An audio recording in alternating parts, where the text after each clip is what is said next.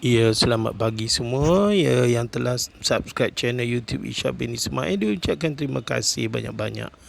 Dan yang belum subscribe, tolonglah tekan button subscribe tu. Jadi untuk paparan pada hari ini, kita bawakan koleksi daripada rakan kita. Ya, beliau ingin melelong koleksi lama beliau. Jadi kita boleh lihatlah ya bahawa beliau memiliki $5. Ya, jadi pada tahun 1953. Jadi itulah ya 21 Mac. Ya. Jadi wang ini sebenarnya ada little bit stain ya.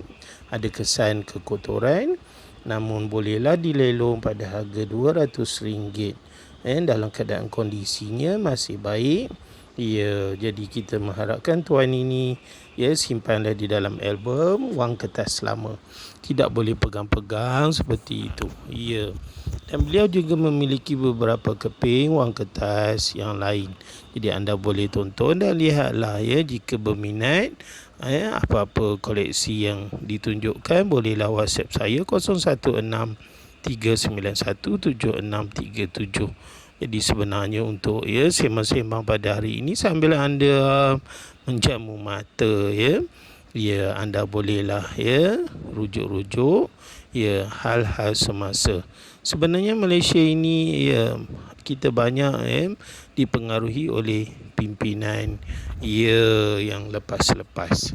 Ya, jadi sebenarnya leadership kita ini banyak terbawa-bawa oleh pemimpin yang lepas. Jadi sebenar-benarnya ya dalam era 2020-an ini ya kita sebenarnya perlukan acuan baru. Ya, leadership tak bolehlah copyright daripada yang lepas-lepas. Sebabnya yang lepas-lepas itu biasanya kadang-kadang terbawa-bawa dengan satu sikap mereka cronyism, ada kroni-kroni mereka. Dan yang keduanya mereka gila kuasa sampai berpenggal-penggal menjadi YB. Dan yang ketiganya mereka gila wang. Maksudnya ia nak penuh kocek wang sendiri dan saudara mara mereka tender sana sini. Jadi itu sebabnya UMNO ini sekarang ni telah dilabel bukan parti pilihan sebenarnya. Jadi apa yang berlaku pada UMNO sebenarnya? Inilah dikatakan setelah sekian lama ia memegang tampuk pemerintahan, jadi tibalah masanya UMNO orang kata berevolusi. Tak bolehlah lagi dalam keadaan yang sama. Kita perlukan pimpinan yang bersih yang cekap yang memahirkan diri dengan keadaan sekarang ini. Dan yang pentingnya adalah integriti yang tinggi. Kita tak nak lagi pimpinan yang menyogok orang bawahan. Contohnya bila nak pilihan raya dijanjikan emas dan permata kepada rakyat. Yang tak balik mengundi pun disuruh balik mengundi, diberi wang tambang dan sebagainya. Tetapi bila tiba masanya itulah nak jumpa pun sukar. Jadi sebab itulah rakyat sebenarnya yang menyokong UMNO dahulu sebenarnya telah mendapat pengajaran yang cukup. Maknanya mereka tidak boleh lagi mempercayai janji-janji daripada pimpinan UMNO.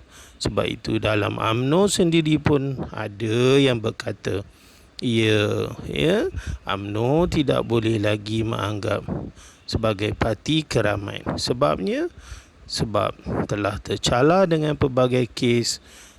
Nak sebut rasuah pun boleh lah, nak sebut salah guna kuasa pun boleh, nak sebut pelbagai-bagai lah lagi.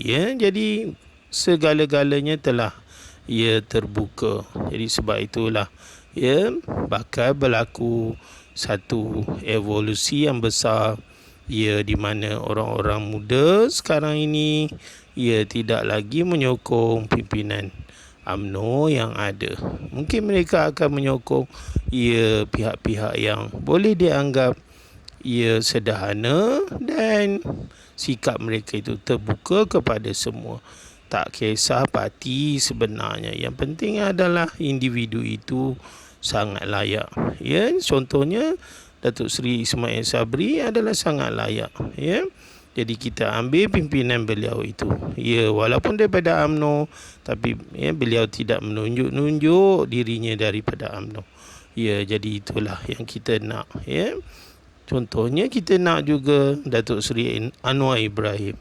Ya, jadi contohlah contoh. Ya, kita nak juga DAP. Ya, Lim Guang Eng.